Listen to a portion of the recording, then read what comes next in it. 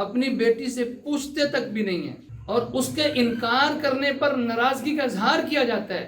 اگر لڑکی اپنی پسند کا اظہار والدین کے سامنے رکھتی ہے تو کوئی ایسی بات نہیں، اس کی پسند کو دیکھنا چاہیے۔ والدین کو چاہیے کہ جس طرح بیٹے کو اعتماد میں لیتے ہیں بیٹی کو بھی اعتماد میں لیں۔ انسان کی زندگی میں نکاح ایک اہم ترین چیز ہے کہ جس کے ذریعے سے مرد اور عورت کا ملاپ ہوتا ہے، مرد اور عورت اکٹھے زندگی گزارنے کے لیے تیار ہو جاتے ہیں۔ اس میں نکاح ایک اہم ترین چیز ہے۔ نکاح کے بارے میں یہ بات بھی ذہن نشین فرمائیں کہ جس طرح نکاح کرنے سے پہلے، رشتہ طے کرنے سے پہلے لڑکے سے پوچھا جاتا ہے، اس کی رضامندی معلوم کی جاتی ہے، اسی طرح لڑکی کی بھی رضامندی معلوم کرنی چاہیے۔ ہمارے معاشرے میں، جس معاشرے میں ہم زندگی گزار رہے ہیں، ہمارے اس معاشرے میں عام طور پہ ہوتا یہ ہے کہ لڑکی کے والدین اپنی رضامندی کے ساتھ، اپنی خوشی کے ساتھ اپنی بیٹی کا رشتہ کسی کے ساتھ طے کر دیتے ہیں، اپنی بیٹی سے پوچھتے تک بھی نہیں ہیں۔ اور بعض جگہ پر تو یہ معاملات بھی دیکھنے میں آئے کہ ان کی بیٹی کو پتہ تک بھی نہیں ہے کہ کس کے ساتھ رشتہ کیا جا رہا ہے۔ لہذا والدین کو چاہیے کہ جب اپنی بیٹی کا رشتہ طے کرنے لگے ہیں تو کم از کم بیٹی سے پوچھیں، ان کو بتلائیں، اس کی رضامندی لیں، اس کو اپنے اعتماد میں لیں۔ دیکھیں، نکاح کرنے کے بعد اس لڑکے کے ساتھ زندگی اس لڑکی نے گزارنی ہے، خامند کے ساتھ زندگی اس کی بیوی نے گزارنی ہے۔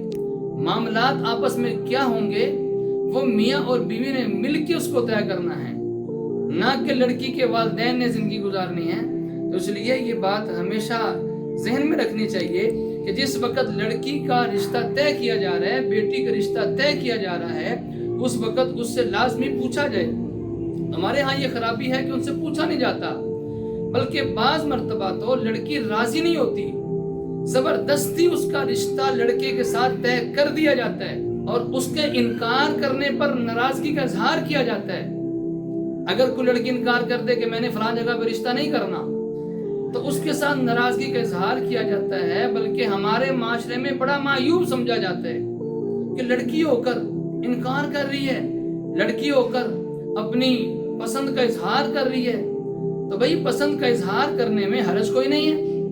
دیکھو، شریعت نے ایک جائز راستہ بتلایا ہے کہ نکاح کے ذریعے سے اپنی خواہشات کو پورا کیا جائے، یہ جائز راستہ ہے۔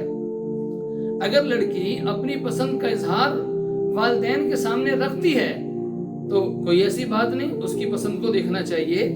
جس رشتے کا انتخاب اس نے کیا ہے، اگر اس میں کسی قسم کی کوئی خرابی نہیں ہے، کسی قسم کا کوئی مسئلہ نہیں ہے، کوئی عیب نہیں ہے، تو اس کی پسند کو دیکھنا چاہیے۔ نبی پاک صلی اللہ علیہ وسلم کی جب چوتھی بیٹی سیدہ فاطمہ الزہرا رضی اللہ تعالی عنہا کا جب رشتہ طے ہونے لگا، حضرت علی المرتضیٰ رضی اللہ تعالیٰ عنہ حضور کے پاس آئے، رشتے کی بات کرنے کے لیے آئے۔ نبی پاک صلی اللہ علیہ وسلم کے پاس جبرائیل آ گئے کہ اللہ کے نبی صلی اللہ علیہ وسلم، یہ علی آئے بیٹھے ہیں اور آپ کی بیٹی، سب سے چھوٹی لاڈلی پیاری بیٹی سیدہ فاطمہ الزہرا کے رشتے کے لیے آئے ہیں۔ نبی پاک صلی اللہ علیہ وسلم نے اسی وقت حضرت علی سے ڈن نہیں کر دیا، حضرت علی المرتضیٰ سے اسی وقت فائنل نہیں کر دیا، بلکہ فرمایا کہ انشاءاللہ، یعنی نبی پاک صلی اللہ علیہ وسلم نے اسی وقت رشتہ کنفرم نہیں کر دیا، بلکہ بعد میں جا کے گھر جا کے بیٹی سے پوچھا، بیٹی کو بتلایا، بیٹی نے رضا کا اظہار کیا، نبی پاک صلی اللہ علیہ وسلم نے اس وقت رشتہ طے کیا۔ نبی پاک صلی اللہ علیہ وسلم اسی وقت بھی کر سکتے تھے۔